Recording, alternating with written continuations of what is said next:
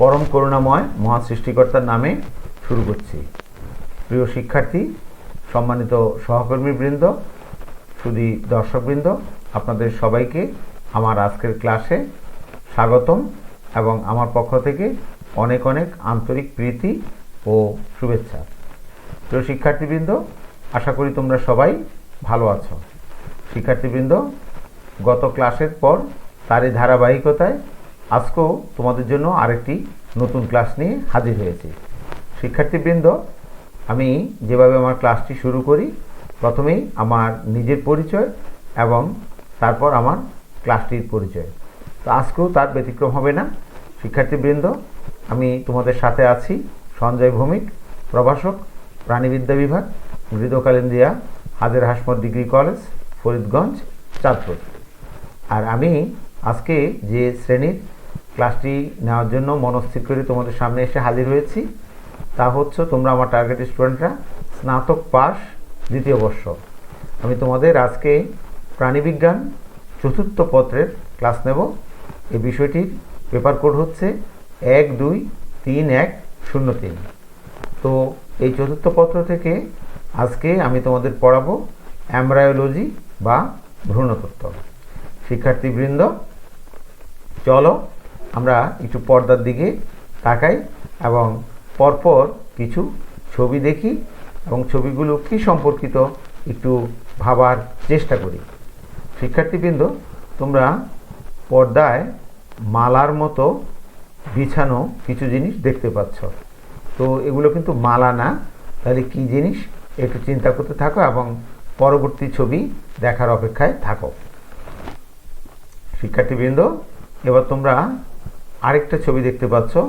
আমার মনে হয় এবার তোমাদের কাছে ছবির বিষয়টি আগের তুলনায় আরও অনেক বেশি বোধগম্য বলে মনে হচ্ছে। শিক্ষার্থীবৃন্দ, আরেকটি ছবি দেখো। প্রাণী দুটোর কথা বাদ দাও, তাদের সামনে রাখা যে জিনিসগুলো আছে সেটা কি, সেটা আমরা একটু বোঝার চেষ্টা করি। শিক্ষার্থীবৃন্দ, এই ছবিটাও দেখো, বর্ণিল ধরনের কতগুলো জিনিস তোমাদের সামনে রাখা আছে। সেটা কি তোমরা নিশ্চয়ই এতক্ষণে বুঝে গেছো। তারপর আজকের এই পর্বের সর্বশেষ ছবিটি দেখো। এবার বোধ করি তোমাদের আর বলার অপেক্ষা রাখে না যে এই পাঠের বিষয়বস্তু কি হতে পারে। শিক্ষার্থীবৃন্দ, তোমরা পর্দায় এতক্ষণ যে ছবিগুলো দেখলে সেগুলো কিসের? আমি জানি উত্তরটা তোমাদের কাছে জানা হয়ে গেছে।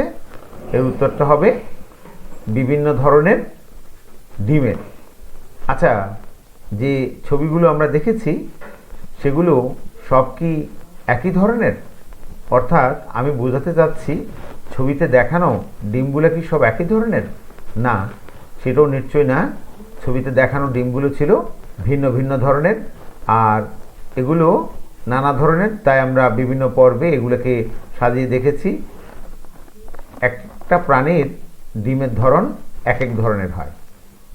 শিক্ষার্থীবৃন্দ, তাহলে আমাদের আজকের পাঠ মূলত এই ডিম কেন্দ্রিক এবং তার সাথে সম্পর্কিত আরও দুটি বিষয় নিয়ে আমরা আলোচনা করব।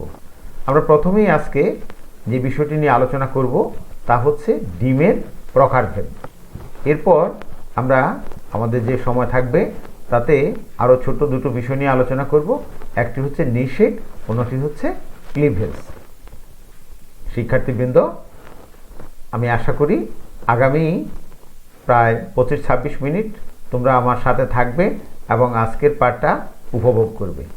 শিক্ষার্থীবৃন্দ, তোমাদের জন্য আজকের পাঠে আমি যেভাবে শিক্ষণফল সাজিয়েছি, তোমরা যদি আমার সাথে থেকে ক্লাসটি উপভোগ করো তাহলে তোমরা ডিমের প্রকারভেদ সম্পর্কে বলতে পারবে। তোমরা নিষেক এবং নিষেকের ক্ষেত্রে যে সমস্ত ঘটনাগুলি ঘটে সে বিষয়টি ব্যাখ্যা করতে পারবে।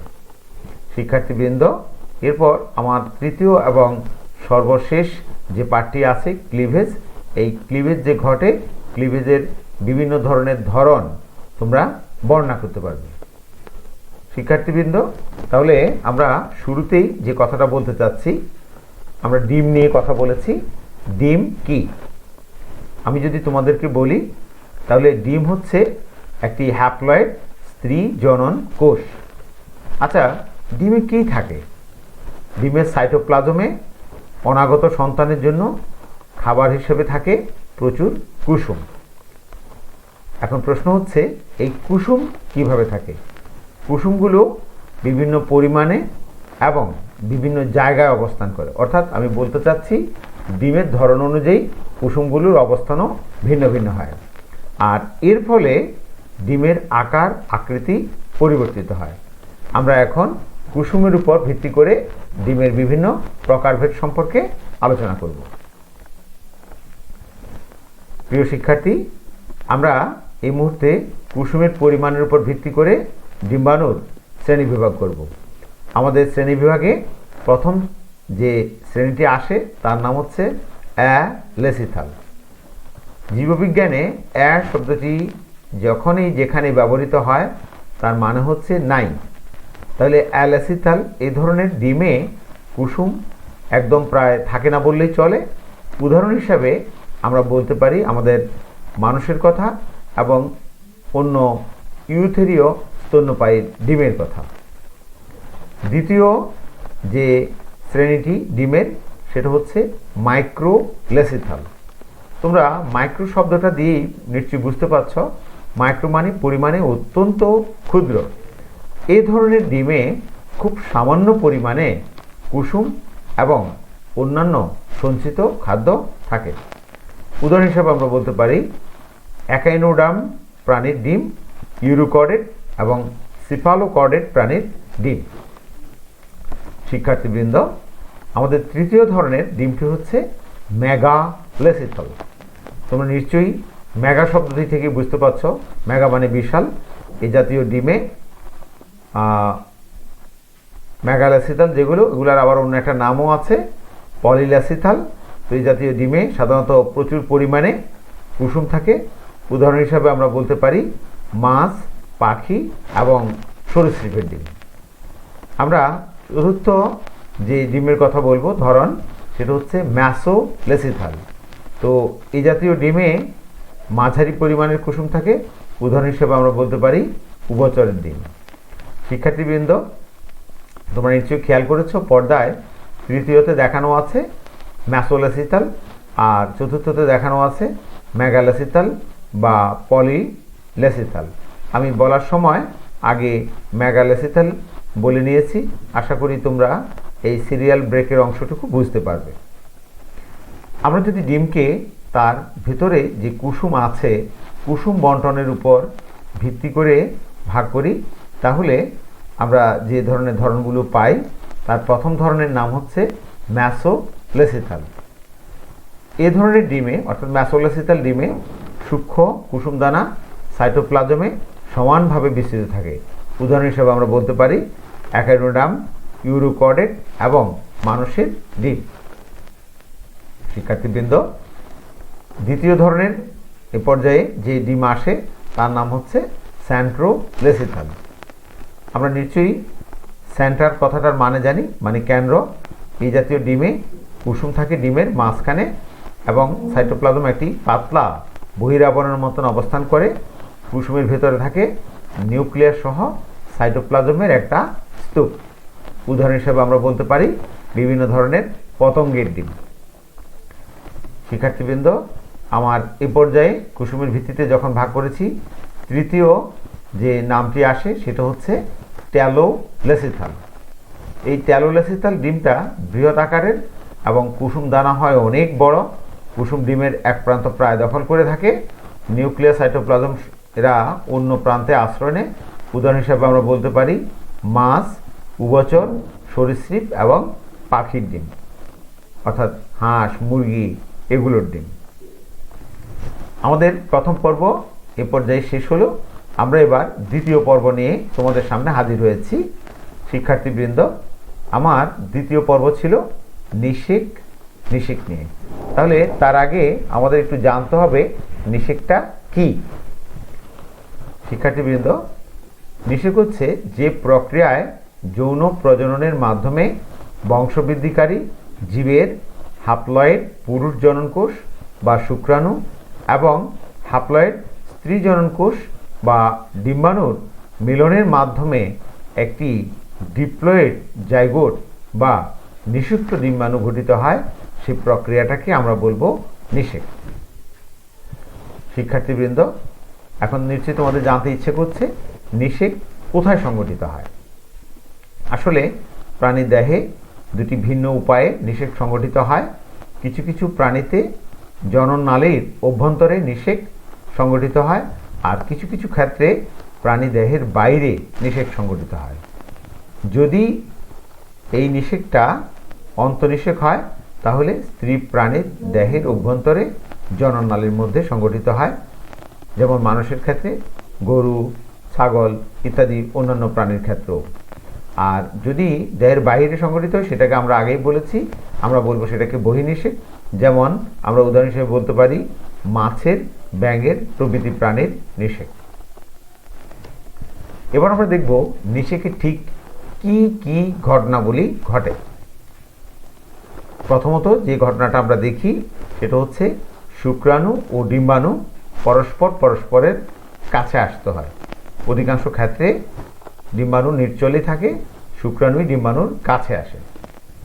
দ্বিতীয় স্টেপে যে ঘটনাটা ঘটে সেটা হচ্ছে ডিম্বাণুর গাত্রে শুক্রাণুর সংযোগ। তৃতীয় স্টেপে যে ঘটনাটা ঘটে, শুক্রাণুর মস্তকে আমরা জানি অ্যাক্রোজোম বলে টুপির মতো একটা গঠন আছে, সেই অ্যাক্রোজোম থেকে বিভিন্ন ধরনের এনজাইম নিঃসৃত হয়, সেখানে বিক্রিয়া সংঘটিত হয় এবং এক পর্যায়ে শুক্রাণু ডিম্বাণুর প্রাচীর ভেদ করে। এরপর ডিম্বাণুটা সক্রিয় হয়, তারপর প্রোনিউক্লিয়াসের সঞ্চালন, উভয়ের ক্ষেত্রে প্রোনিউক্লিয়াস গঠিত হয় এবং সর্বশেষ প্রক্রিয়াটা হচ্ছে অ্যাম্ফিমিক্সিস। শিক্ষার্থীবৃন্দ, আমরা এতক্ষণ যে কথাটা বলছিলাম এই স্টেপগুলোর মধ্যে প্রথম স্টেপটা ছিল শুক্রাণু ও ডিম্বাণু পরস্পরের কাছে আসা। এবার সে বিষয়ে কিছু বলছি। নিষেক নিশ্চিত করার জন্য শুক্রাণু এবং ডিম্বাণু পরস্পরের কাছে আসাটা অত্যাবশ্যক। শুক্রাণু তার লেজ দিয়ে সাঁতার কেটে ডিম্বাণুর কাছে আসে। শুক্রাণু ও ডিম্বাণু উভয়েরই আয়ুষ্কাল খুব কম, এরা উভয়ই খুব সেন্সিটিভ। সাধারণত আমরা যেটা দেখে থাকি, এদের শুক্রাণু ডিম্বাণু কাছে যাওয়ার অথবা ডিম্বাণু পরিস্ফুটিত হওয়ার 24 থেকে 48 ঘন্টার মধ্যেই তাকে নিষেক্রিয়া সম্পন্ন করতে হয়, না হলে এগুলো জীবনী শক্তি নষ্ট হয়ে যায় এবং অনেক ক্ষেত্রেই সফল নিষেক্রিয়া সংগঠিত হয় না। আমরা দ্বিতীয় যে স্টেপটার কথা বলেছি, ডিম্বাণুর গাত্রে শুক্রাণুর সংযোগ। এখন এই সংযোগের জন্য সাধারণত শুক্রাণু ও ডিম্বাণু উভয় কোষ থেকেই এক ধরনের হরমোন সদৃশ্য পদার্থ নিঃসৃত হয়। এই হরমোন সদৃশ্য পদার্থকে বলা হয় গ্যামন। তো শুক্রাণুর যে গ্যামন সেটাকে বলা হয় অ্যান্ড্রোগ্যামন, আর ডিম্বাণুর যে হরমোন সদৃশ্য পদার্থ সেই গ্যামনকে বলা হয় গাইনোগ্যামন। এই অ্যান্ড্রোগ্যামন এবং গাইনোগ্যামন পরস্পর বিক্রিয়ার মাধ্যমে একে অপরের সাথে সংযুক্ত হয়। ডিম্বাণুর অভ্যন্তরে শুক্রাণু প্রবেশ করার আগে এক বিশেষ পদ্ধতিতে ডিম্বাণুর গাত্রে সে যুক্ত হয়। তো এই পদ্ধতিটার নাম হচ্ছে ফার্টিলাইজিং অ্যান্টি ফার্টিলাইজিং। ডিম্বাণুর চারপাশে জেলিময় আবরণীতে ফার্টিলাইজিং এবং শুক্রাণুর চারপাশে জেলিময় আবরণীতে অ্যান্টি ফার্টিলাইজিং নামক বিশেষ ধরনের রাসায়নিক পদার্থ থাকে। অ্যান্টিজেন অ্যান্টিবডির লক অ্যান্ড কি থিওরি বলে যে প্রক্রিয়াটা আছে, সে প্রক্রিয়ায় ফার্টিলাইজিং এবং অ্যান্টি ফার্টিলাইজিনের সাময়িক বন্ধন সৃষ্টি হওয়ায় শুক্রাণু ডিম্বাণুর দেহতলের সাথে সন্নিবিষ্ট অথবা সংলগ্ন হতে পারে। শিক্ষার্থীবৃন্দ, আমরা এতক্ষণ যে কথাগুলা বললাম তার একটা ছবি আমরা পর্দায় দেখতে পাচ্ছি। মোটামুটি এইভাবেই শুক্রাণু একসময় ডিম্বাণুর অভ্যন্তরে প্রবেশ করে। তোমরা ভালোভাবে ছবিটা একটু দেখে নাও। শিক্ষার্থীবৃন্দ, এখানে তোমাদের জন্য আরও একটা ছবি রাখা আছে, এটাও 2-4 সেকেন্ড একটু দেখে নাও।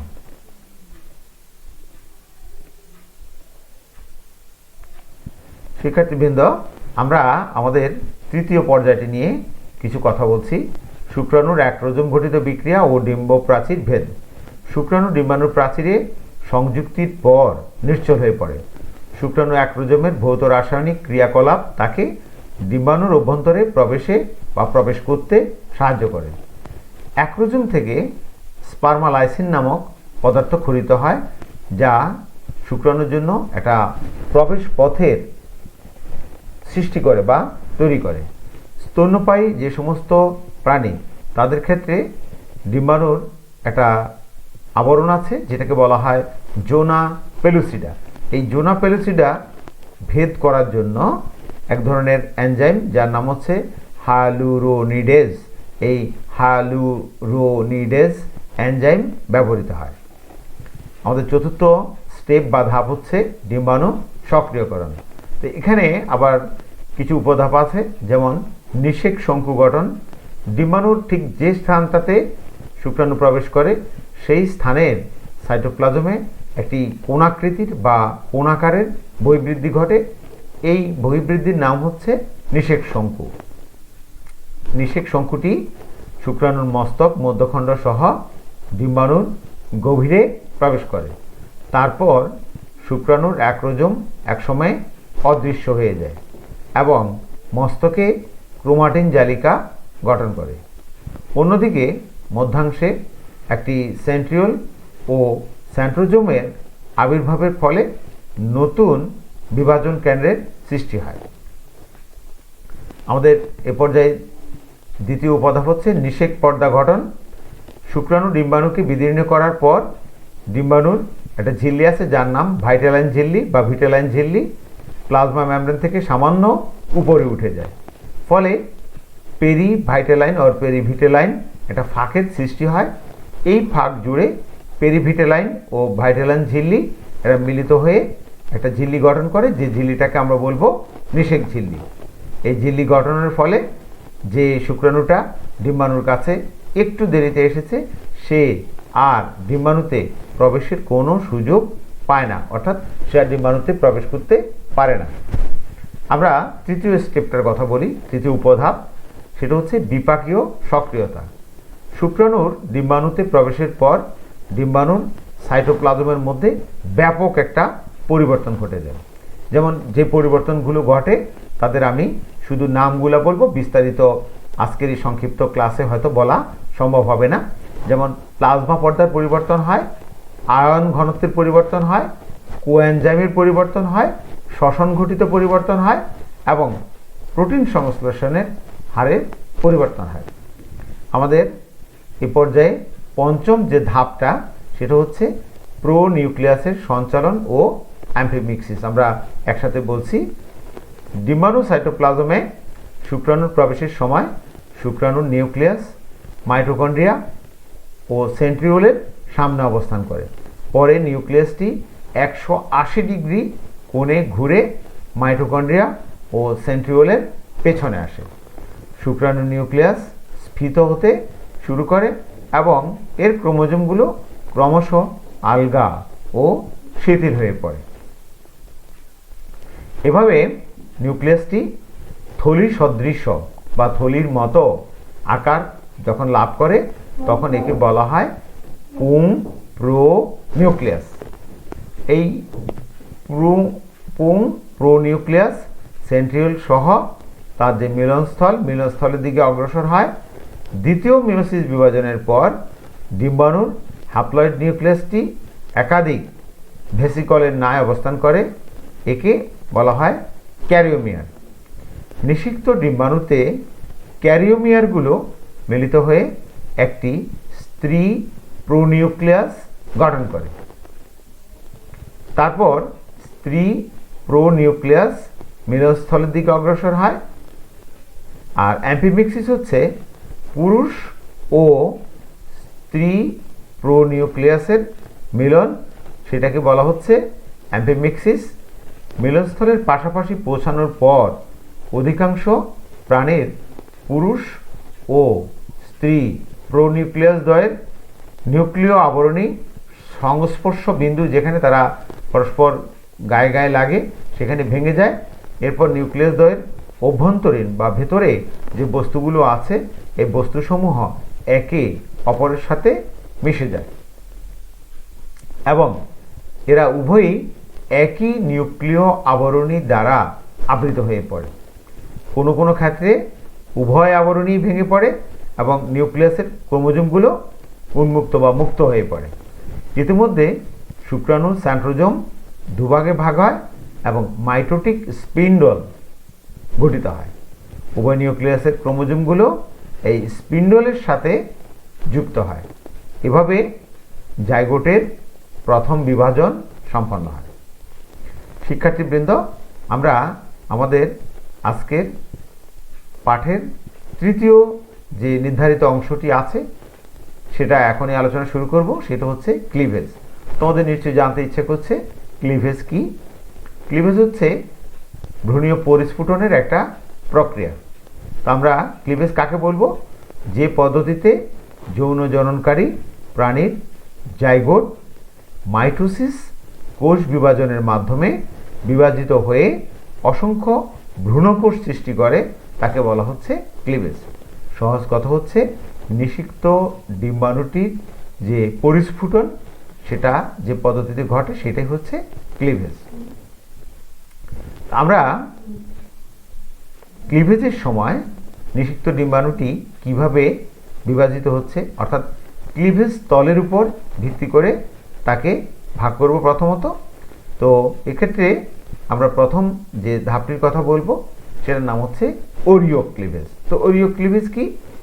যখন এই ক্লিভেজ তল ডিম্বাণুকে একের পর এক সমকোণে বিভাজিত করে, তার ফলে যে ভ্রূণীয় কোষগুলো, যাদেরকে আমরা বলবো ব্লাস্টোমিয়ার, এই ব্লাস্টোমিয়ারগুলো মেরু অক্ষের চতুর্দিকে ওরিও প্রতিসমভাবে সজ্জিত হয়, তখন এ ধরনের ক্লিভেজকে বলা হবে ওরিও ক্লিভেজ। আমরা উদাহরণ হিসেবে ইকাইনোডার্মের ক্লিভেজের কথা বলতে পারি। তোমরা পর্দায় একটা ছবি দেখতে পাচ্ছ, আমার মাউস পয়েন্টারটা যেখানে, এটা হচ্ছে গিয়ে ওরিও ক্লিভেজ। তাহলে এটা ছাড়া আর কীরকম হয়? দ্বি ওরিও ক্লিভেজও ঘটে। প্রথম তিনটি ক্লিভেজ বিভাজন ডান পাশ বরাবর সমকোণে না হয়ে দ্বি ওরিও প্রতিসাম্য যদি প্রতিষ্ঠা পায়, তাহলে এই ধরনের ক্লিভেজ বা ভ্রূণীয় কোষ বিভাজনকে বলা হবে দ্বি ওরিও ক্লিভেজ। আরেক ধরনের ক্লিভেজ ঘটে যার নাম হচ্ছে সর্পিল ক্লিভেজ। আমরা জানি সাপ সোজা চলে না, এঁকে বেঁকে চলে, তো এখানেও সম্ভবত ব্যাপারটা তাই। ক্লিভেজ চলাকালে স্পিন্ডল তন্তুগুলো মেরু অক্ষের সাথে তির্যকভাবে যদি অবস্থান করে, তাহলে সে ধরনের ক্লিভেজকে আমরা বলবো সর্পিল ক্লিভেজ। আমাদের সর্পিল ক্লিভেজেরও একটা ছবি পর্দায় আমরা দেখতে পাচ্ছি। আরেক ধরনের ক্লিভেজ আছে, এটাকে আমরা বলবো দ্বিপার্শ্বীয় ক্লিভেজ। এই ধরনের ক্লিভেজে প্রথম বিভাজনের পরই প্রাণীর ডান ও বাম পার্শ্বদেশ চিহ্নিত হয়ে যায়। এখানে মিওটিক স্পিন্ডলগুলো ভ্রূণের মধ্যবর্তী তল বরাবর সাদৃশ্যের ভিত্তিতে এবং প্রতিসাম্যের সাথে সামঞ্জস্য রেখে বিভাজিত হয়। উদাহরণ হিসেবে আমরা বলতে পারি টিউনিকেটা এবং ব্রাঙ্কিস্টোমা বলে যে প্রাণীটা আছে তার ক্লিভেজ। শিক্ষার্থীবৃন্দ, আমরা ডিমে কুসুম বিভাজনের ধরন অনুযায়ীও ক্লিভেজের ভাগ করতে পারি। তো এ ধরনের বিভাজন অনুযায়ী আমরা যার কথা প্রথমেই বলবো সে হচ্ছে সম্পূর্ণ বা হলোব্লাস্টিক ক্লিভেজ। এই ধরনের ক্লিভেজে জাইগোটের সম্পূর্ণ বিভাজন ঘটে। তো এই সম্পূর্ণ বা হলোব্লাস্টিক ক্লিভেজটি আবার দু ধরনের। প্রথমটা হচ্ছে সম হলোব্লাস্টিক ক্লিভেজ। তো সেটি কি? জাইগোট যখন সম্পূর্ণভাবে বিভাজিত হয়ে প্রায় একই আকারের কোষ গঠন করে, তখন তাকে সম হলোব্লাস্টিক ক্লিভেজ বলে। আমরা এর আগে যে মাইক্রোলেসিথাল ডিম দেখেছি, তো ওই মাইক্রোলেসিথাল ডিমে এবং আইসোলেসিথাল ডিমে এই ধরনের সম হলোব্লাস্টিক ক্লিভেজ আমরা দেখতে পাই। উদাহরণ হিসেবে আমরা বলতে পারি ব্রাঙ্কিওস্টোমার ক্লিভেজ।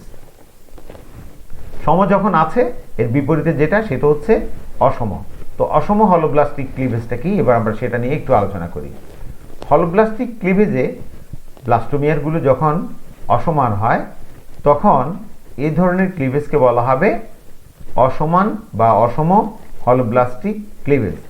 এর ফলে দু ধরনের কোষ উৎপন্ন হয়ে যায়।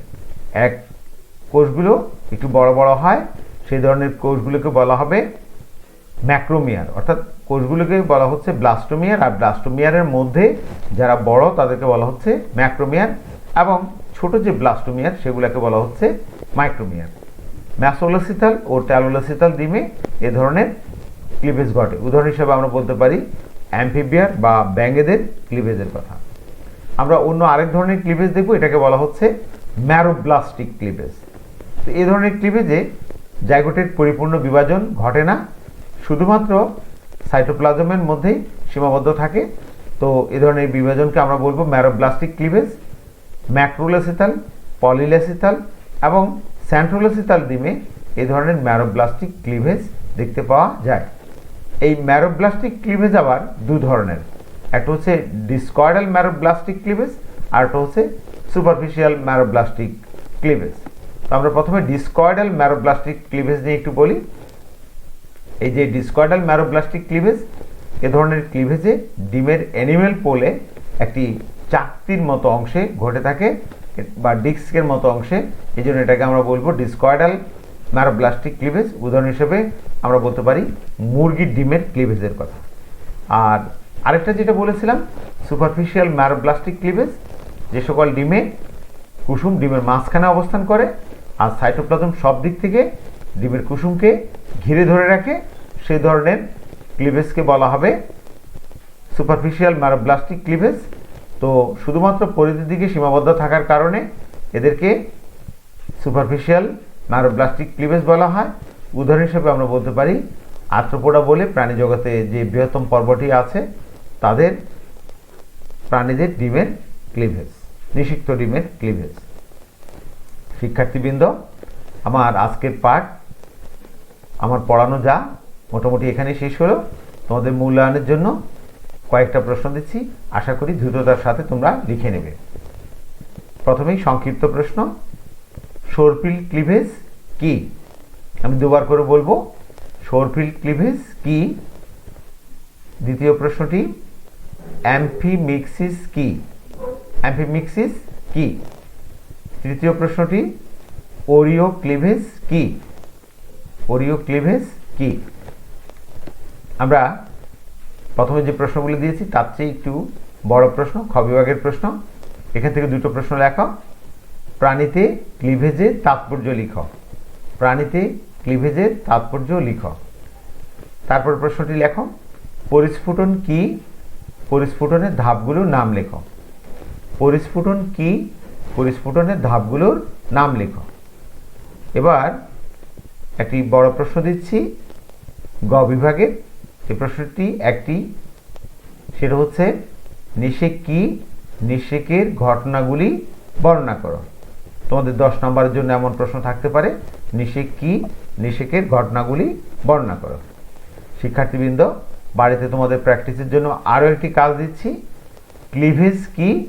সংক্ষেপে বিভিন্ন ধরনের ক্লিভেজ বর্ণনা করো। প্রিয় শিক্ষার্থী, আমার মনে হয় তোমরা আজকের পাঠটি খুব মজার সাথে উপভোগ করেছ। তো আজকের পাঠ এখানেই শেষ হলো। এবার আমার যাওয়ার পালা। যাওয়ার আগে বলতে চাই, ভালো থেকো, সুস্থ থেকো, সবসময় সর্বাবস্থায় মাদককে না বলো। তো তোমাদের ধন্যবাদ জানিয়ে আমি আজকের ক্লাস এখানেই সমাপ্ত করছি। ধন্যবাদ।